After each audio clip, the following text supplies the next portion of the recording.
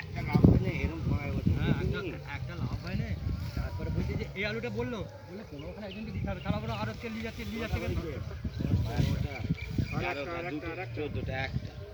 দুটো বড় বড় আমরা কি ওরকম আমি বলছি চারটে বড় আলু নিয়ে আমার কি সুবিধা হবে? বলছি আমরা বলছি যে করতে হবে একদিন, বলছি ভাত দিতে হবে, বলছি তুমি তো দিতে আমার কাছে।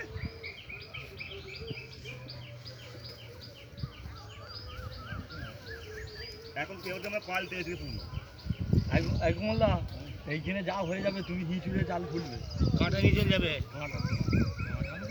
তাহলে বড় আমরা কেউ নিয়ে যাবো, তুমি হিচুড়ে চল জাল খুলবে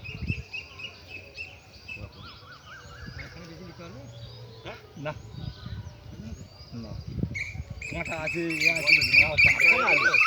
এমনি ঢালে নিতে পারা যাবে না। 3 বস্তা নেবো তাহলে হয়ে যাবে।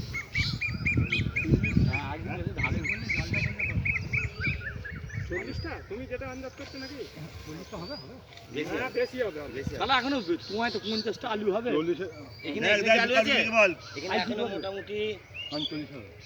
ভাই তিনখানা নিলে আর দুজন এক্সট্রা না না চারখানা নেবো। 20 খানা করে নেবো। 20 খানা হলে টায়ার আবার কম পড়ে যাবে। ট্যাঙ্কের কথা বলেছো 30 তো? ট্যাঙ্ক কটা বলেছো? তারপরে 20 খানা আমি আর থেকে নিয়ে দেবো। তিনখানা দাম না 3 খানা 4 খানা নেবো। দুজনকে এক্সট্রা থেকে এইটাই তো বলছি 19 না 20। আর তার যদি 20-25টা না হয় ওখানে যাবো তো এক বস্তার পর এবার 2 বস্তা নিয়ে একদম হয়ে যাবে তুমি যেটা ভাবছো হবে অবশ্যই। আচ্ছা আমি কি এক বস্তা আলুর জন্য কি হবে বলছি না, চন্দ্রমুখী আলু জাল দেখে তুমি বুঝতে পারবে না হলে আমাকে বলো, শালা আলু তো ওয়েটই তাহলে আলু তো নষ্ট হয় না। তুই রাত্রে বলবি, রাত্রে তুই আলু নেওয়ার পরে বলবি মনে ওর বাড়ি ছিল এইটাই বলছি, কেন বলবি বলছি আর সেটা আমি জমানি নাকি রাত্রে ওই দূর মনে আমি তো বাদ দেবো, আমি করছি না করছি বাদ দিয়ে যেগুলো বাদ দিয়েছি চন্দ্রমুখী এগুলো বাদ হবে